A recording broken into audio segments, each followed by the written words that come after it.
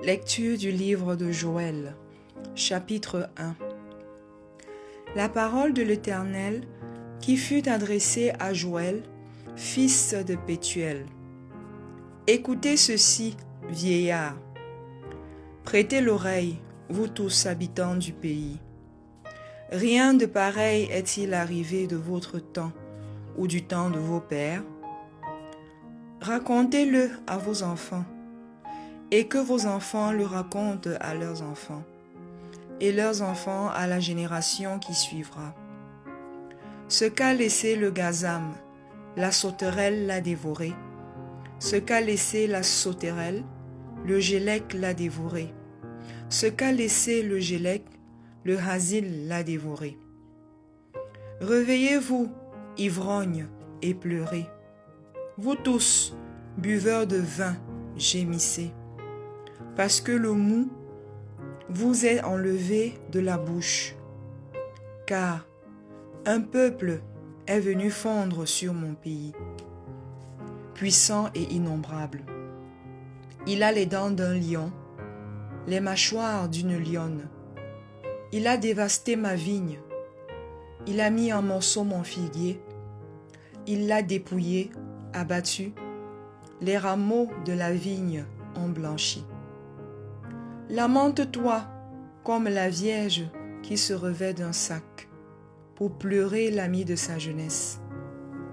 Offrandes et libations disparaissent de la maison de l'Éternel. Les sacrificateurs, serviteurs de l'Éternel, sont dans le deuil.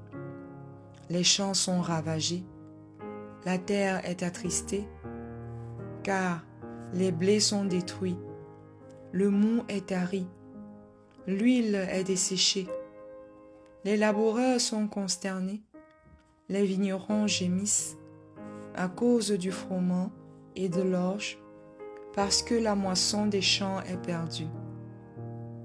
La vigne est confuse, le figuier languissant, le grenadier, le palmier, le pommier, tous les arbres des champs sont flétris. La joie a cessé parmi les fils de l'homme. Sacrificateurs, saignez-vous et pleurez. Lamentez-vous, serviteurs de l'autel.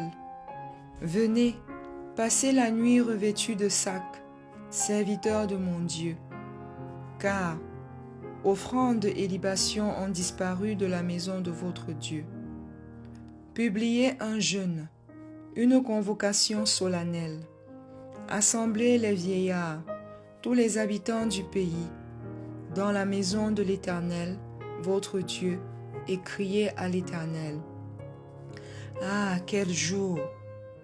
Car le jour de l'Éternel est proche. Il vient comme un ravage du Tout-Puissant. La nourriture n'est-elle pas enlevée sous nos yeux? La joie et l'allégresse n'ont-elles pas disparu de la maison de notre Dieu? Les semences ont séché sous les mottes.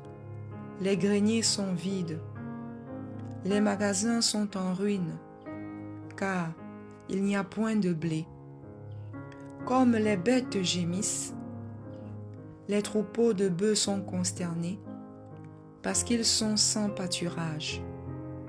Et même les troupeaux de brebis sont en souffrance. C'est vers toi que je crie, ô Éternel, car le feu a dévoré les plaines du désert, et la flamme a brûlé tous les arbres des champs. Les bêtes des champs crient aussi vers toi, car les torrents sont à sec, et le feu a dévoré les plaines du désert.